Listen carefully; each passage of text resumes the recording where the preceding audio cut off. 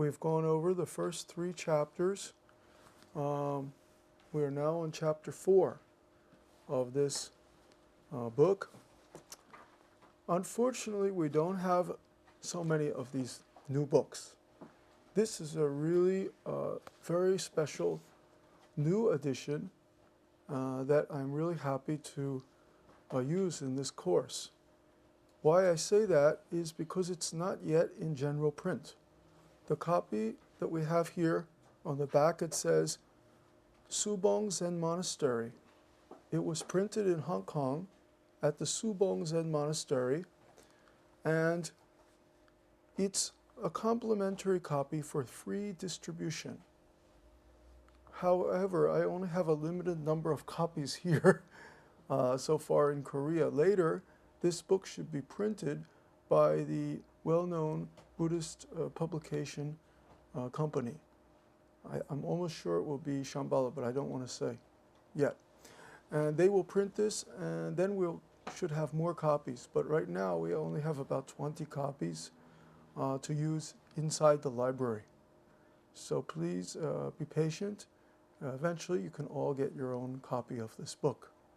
And one of the advantages of using this book is that the English has been upgraded and revised to modern day English, not the kind of English that was done in a previous translation, which was a kind of antiquated English. The previous translation, there's several of them, the Evans-Wentz translation, and there was a translation by a Chinese, Han-Yun Luk. Mr. Luk did a translation. But these translations all had a kind of an old, kind of antiquated English, and that English was difficult to understand. But this new translation has been updated and revised by 2 people who are both my colleagues and my good friends and teachers. And one of them is Zen Master Dae Kwang, who is the abbot of the Quantum School of Zen in America.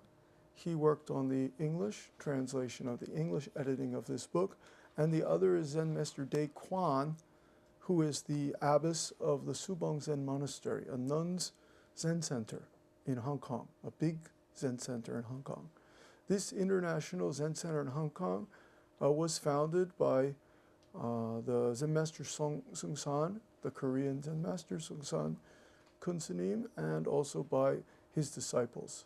So without further ado, we can open this new book and we can take a look. We can open to chapter 4, Samadhi and Prajna. Chapter 4, it's on page 181. And by the way, just let me remind you, if you have any questions during this talk and you would like to ask me, please feel free, just raise your hand.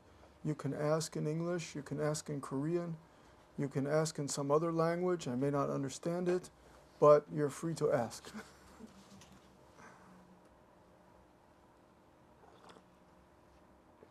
Now, this chapter talks about 2 distinct things called Samadhi and Prajna. And the 6th patriarch, Huineng, he starts off by saying, "Learned audience, fundamental to my teaching are Samadhi and Prajna." But don't be mistaken, Samadhi and Prajna are not 2. They have the same substance. So already I talked before about there's this, in this sutra, there's much emphasis on the non-duality, the not-two nature of things. If you go to a big temple like Bomosa Temple in Busan, you'll see there's a big gate. What's the name of the gate? Burimun. That means not to gate. In English, we say not to. Burimun. So this sutra of Huineng many times talks about non-duality, not to. And especially the teaching about Samadhi and Prajna, we say, which comes first, Samadhi or Prajna? So, what is a Samadhi? Samadhi is the, here he says, is the substance of Prajna, while Prajna is the function of Samadhi. Okay, but many people think about Samadhi as a very special state that we enter. Korean people say jong.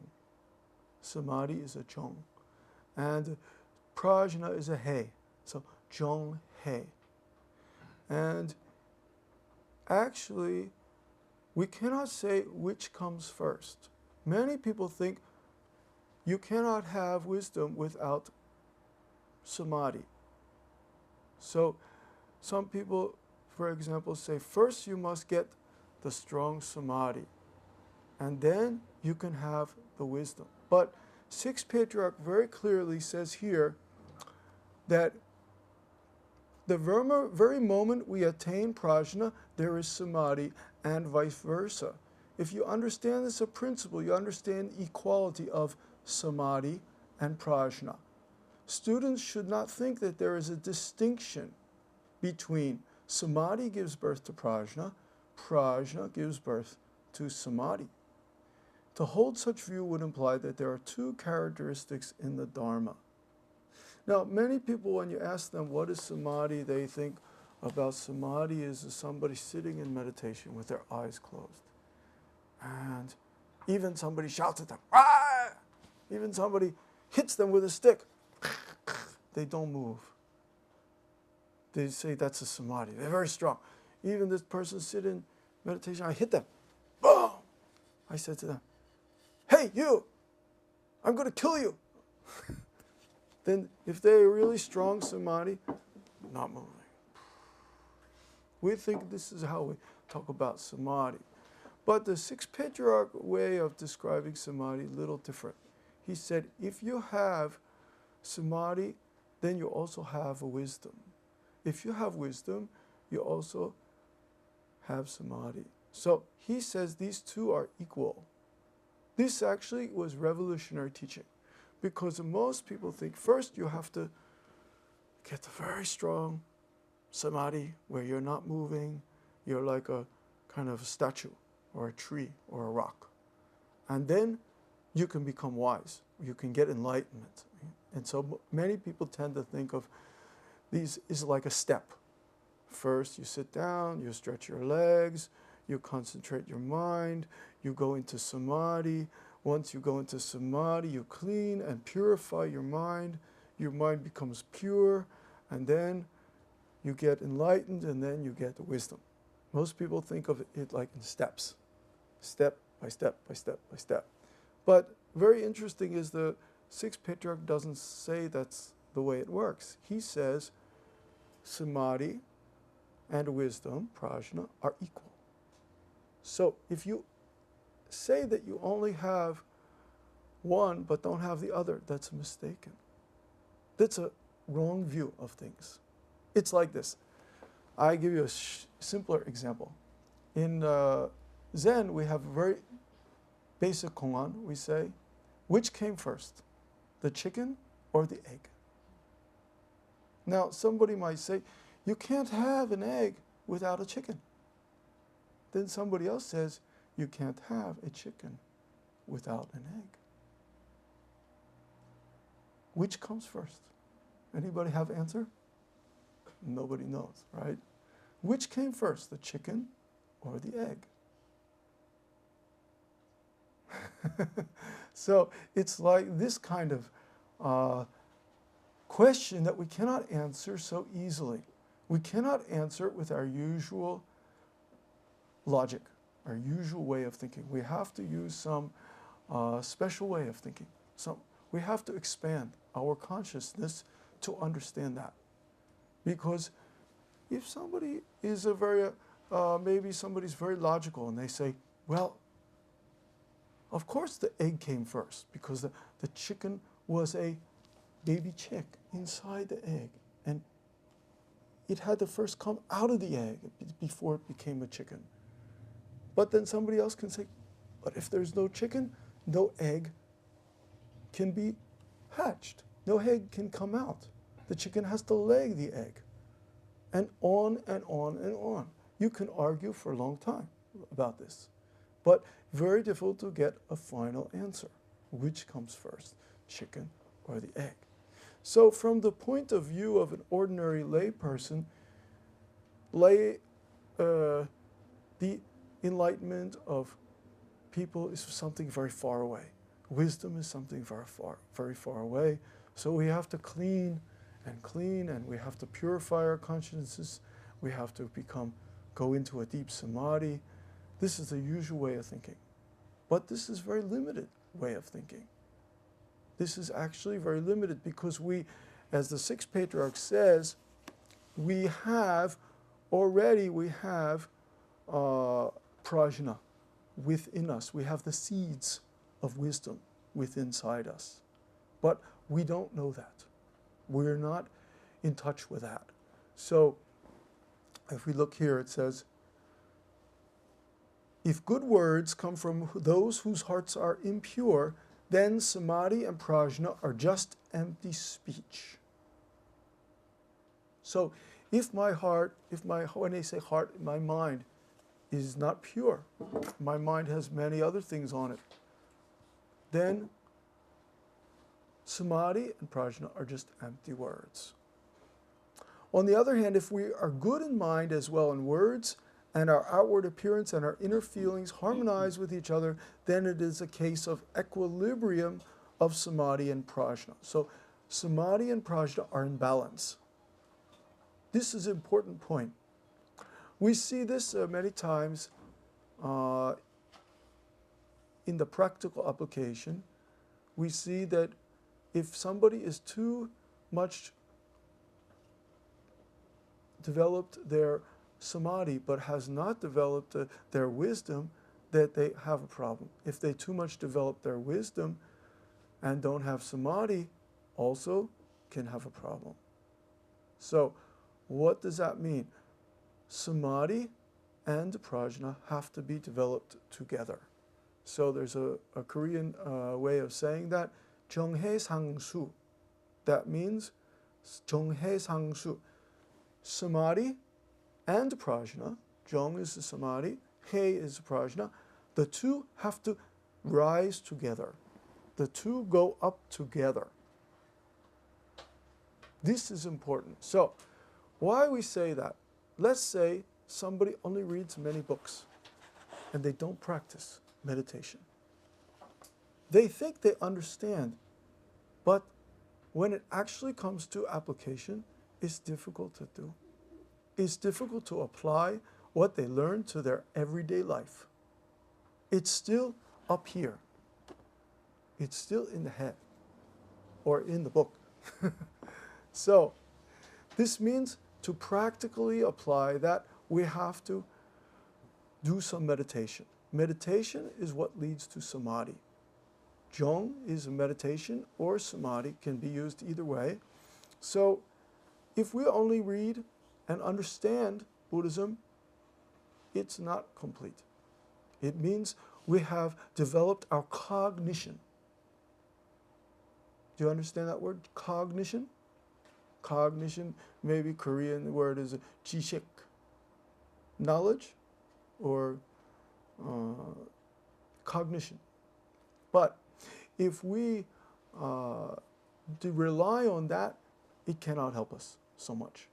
This is not going to help us in our everyday life, in the marketplace. It's not going to help us as much as if we have both the cognition and the meditation. When the two come together, we say this is complete balance, equilibrium. So many monks, in order to make sure that their practice was complete, would sometimes go to sit in the busy marketplace. They would sit meditation, let's say go to Namdaemun market, and you know, all of you have been to Namdaemun market, and they're always saying like, 바지 5,000원, 바지 5,000원, you know, get your pants for 5,000 won, and many things like that. And if you're a really strong meditator, you can sit in the middle of the market, or you can walk through the market with a completely clear and bright, not moving mind. But if you are not so strong meditator, then you go there and you start to wonder, do I need this? Do I want to buy that? And your minds are going all over. So many monks in the past would go to sit in a busy marketplace or would sit under a bridge where many people passed over in order to test their meditation. We say this is a testing samadhi. This is only the test of samadhi. How strong the meditation is, how strong samadhi is. But this is not the test of a wisdom. Wisdom is a different thing. Wisdom means we know what is going to be helpful, what will help the people around us, what is not important. Wisdom means we, moment to moment, we know how to function. We know how to do our function. So it's not enough just to sit in the marketplace like a tree or a stone. But if we really have wisdom, we may want to interact, have some function in the marketplace. That's why before, maybe I already told you, or I'm not sure if I told you the story, but Sosan Zen Master, he went to the marketplace and he sat down, and in front of him were many grass shoes, and every day he would bring grass shoes and sell them in the marketplace. And someday he would sell all the shoes, and he would come back to the temple, he would have empty bag. He had sold maybe 20 or 30 shoes that day. Those shoes, by the way, were called Egyptian. They were made of grass. He would sell 20 or 30 shoes, and then the monk at the temple said to him, Zen Master Sosan, how was your business today? And he said, not so good. Not so good business. Then the monk was surprised because his bag was empty. He sold all the shoes. He got some money. He had some good business, looks like. But he said, not so good. Then the next day he went to the market place and he sat, and all day he didn't even sell one shoe. Not even one shoe. But he's sitting there very happily. And when he came home that evening with all the shoes, he came back. Again, the abbot of the temple asked him, Zen Master, how was your business today? He said, very good business, wonderful business. So he wasn't really concerned about the sales. He wasn't concerned about how much the money. What he was concerned was just his presence, being there. That's all. Being in the market was enough for him. We say this is the Samadhi and also the wisdom. The Prajna and Samadhi come together. Sometimes many sell, sometimes not sell. This is not as important as being there, completely present in the marketplace. This was a Sosan Zen Master. And so we look on this Samadhi and Prajna chapter. It says, argument is unnecessary for a practicing person. People who like to argue are deluded. Argument implies a desire to win, strengthens egoism, and attaches to the idea of a self, an ego, a personality, a being, and a life. Well, that's difficult for us to accept, actually, especially people like myself who come from a country where we like to debate things and argue about things. I know many Asian people don't like to argue, especially with their teacher. They like to just say yes, yes, and writing. Asian students are like that. What a teacher says, I write down, and they don't like to argue. But Western people like to argue. And maybe arguing is sometimes not really argue, but debating and questioning things is sometimes very helpful. It sometimes brings us to a new understanding. So we cannot say there's only one way. We cannot say that we should not question, we should not argue, we should not do anything. But what the sixth patriarch in this sutra, what he emphasizes is arguing over concepts. We should not argue over concepts like Samadhi, like Prajna. These things we cannot understand them by debating them. This is an interesting point in Buddhism, because many people approach Buddhism as if it was to be debated.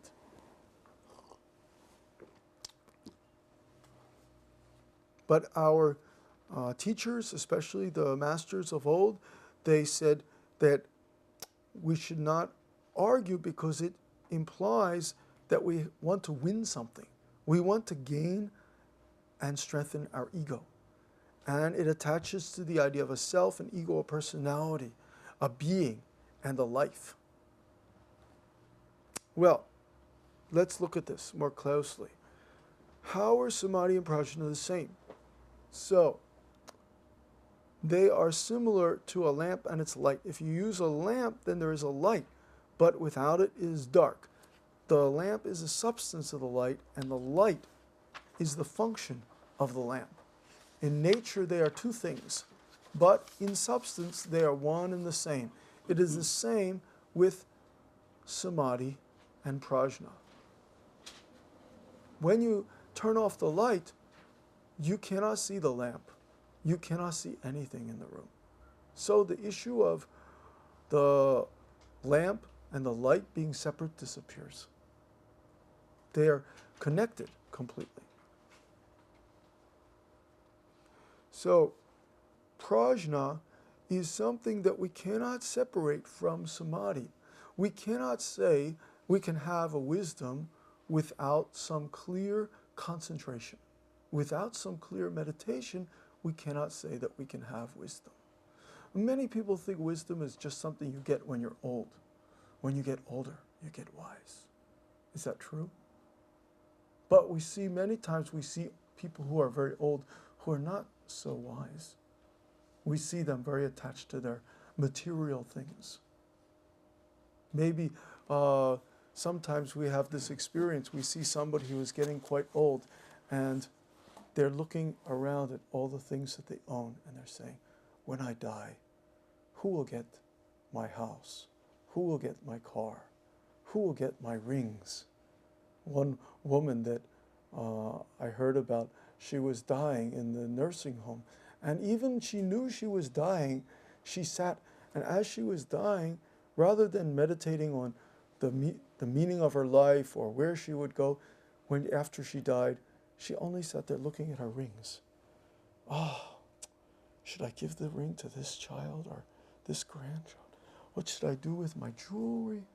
And she was quite upset, thinking about her jewelry and her rings, and for days was lamenting and despairing over who should get my ring? Who should get my things when I die? This is not what we call the wisdom. Actually, wisdom is not invested in material things, not invested even in my life. Wisdom is only this moment. This moment, what's happening? This moment, what's the most important thing? Where am I going this moment? Not something that I have right now, not what I'm carrying. So, of course, we all have to make difficult decisions. Sometimes we have to maybe write our will or something like that, or decide things like that. But despairing and becoming argumentative over these things cannot help us. This means we don't have a wisdom. So when we practice meditation, we go into a state where we are not so much concerned with where we came from, and we're not really sure about where we will go, but we understand where we are right now. We perceive that completely.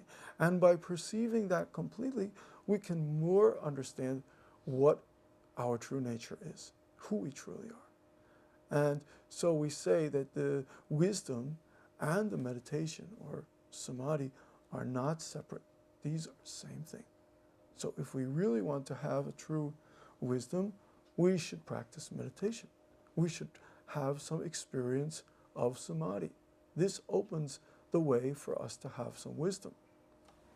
And the Sixth Patriarch, he talked about, page 182, he talked about practicing straightforwardness and not attaching to anything. He said, we should practice being straightforwardness and not attached to anything. Deluded people are attached to the form of Dharma. They define absorption in action as sitting motionless, without thought arising in your mind. If you understand in this way, you are just like an inanimate object. This will obstruct your practicing path. The path should be like free-flowing water, not stagnate. If your mind is attached to Dharma, that's a form of self-restraint. If you sit without moving, you are like Shariputra, sitting in the forest being admonished by Virmalakirti. Well, this is a little difficult, but the point is that we should not attach to the not moving state. We should not attach to the inanimate things either. Of course, if we are always moving around, it's not possible to practice meditation. But when we do meditation, if we are instructed not to move and stay there continuously without moving, sometimes we have a problem. Deluded people become attached to this and they become crazy because it's not our nature to always be sitting. It's not our nature to always be standing either. It's not our nature to always be non-moving. We need to move around. We need to do different things. We need to have various activity. So if we force ourselves into one posture, that's also not good. What's very important is that we can find out what is the essence, what is the nature of our mind, and find out how to purify that. It's not so difficult, but in order to do that, we need to let go of our strong ideas, let go of our ideas and our condition, and we need to get some wisdom. So he goes on to say, some teachers of meditation instruct their students to observe their mind. Is it pure or not? They also teach them to sit without moving or to stand continuously. Deluded people attach to this style and become crazy. Such cases are not rare, and it is a great mistake to teach others to practice like this. So, what's most important in these words is he says, deluded people attach to this style. That's important, because if we don't sit, and we don't sit still without moving, it's very difficult to experience meditation. If you only are always walking, running around, or doing something, or always moving, it's very difficult to experience meditation. We have to sometimes sit. And of course, some people really want to sit for hours, like a yogi, not moving. But if we become attached to sitting, this is also a sickness. If we are attached to sitting, then we get crazy. And it's possible to get crazy in the sense that we become a fanatic about some part of the meditation, one form of the meditation. So the Sixth Patriarch was the core of his teaching came from the Diamond Sutra. Those of you who have read the Diamond Sutra know the Diamond Sutra says, don't attach to anything that arises in your mind. Don't attach to the mind itself. You must not even attach to the mind. You must not be attached to anything that arises in the mind. You should not be attached to the concept of being a generous person, of being a bodhisattva, of being a helper, of being a wonderful, enlightened being. None of those things should move you. These are all attachments. If we cut off all these attachments, then we can understand what we truly are, our true self. So this teaching is of a wisdom teaching from the Diamond Sutra. And how we apply this teaching is very important. So even though you may understand it intellectually, how you apply it is another matter. We need to not be attached to the Dharma itself. So this is one of the most fundamental teachings that the Buddha gave. He said, my teaching is like a raft. You came to a big, wide river, like the Han River. And you want to cross the Han River, but let's say there are no bridges. Maybe now there are how many bridges across the Han River? Maybe 20 bridges? 22. Wow, so many bridges, yeah. Nobody takes a boat across the Han River anymore. 24 bridges, wow. But many years ago, I heard there were no bridges. Maybe there were only one bridge left after the Korean War, right? Only one bridge? Yeah, one bridge, like Hangang-daegyo or something like that. Right, so let's say you wanted to cross the Han River. Now, if you are not near that bridge, maybe you find a small boat and you row yourself across the Han River. Maybe over there near the Sheraton Hotel, over there the river's not so wide, so you can, row yourself across, Walker Hill over there, this area, and you row yourself across the river. But when you get to the other side, let's say you borrowed the boat from somebody. Now, when you get to the other side, what are you going to do with the boat? Now, somebody might say, this boat really served me well, and it helped me across this Han River, and I don't know, I may need to use it again soon.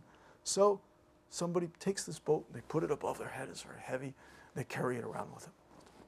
Oh, now I have this boat. Who knows, I may need to cross another river soon in the future. But meanwhile, they're carrying this heavy boat around with them. So many people approach Buddhism like that. They learn something about one Dharma, and then they carry this Dharma around with them. And it becomes attachment. And the true way of the Bodhisattvas, once you've crossed the river, you leave the boat at the edge for the next person to come along. Or even better, you give the boat to somebody else who really needs it. So this is also one of the fundamental teachings. The Buddha said, my teaching is like a raft. Once you cross the river, you don't carry it around with you. You don't attach to it. So you don't attach even to the form of the Dharma. So just as we were reading, he said, if your mind is attached to Dharma, that's a form of self-restraint.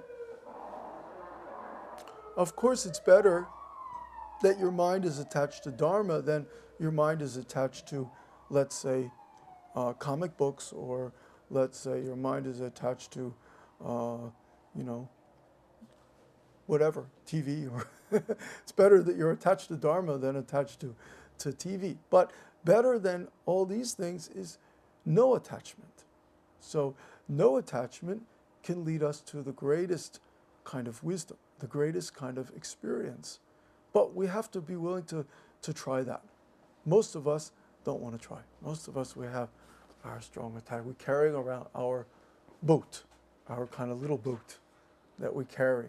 And so part of this teaching that the sixth patriarch gave is don't be attached. Don't carry around your own little Dharma boat. Okay? Any questions about that?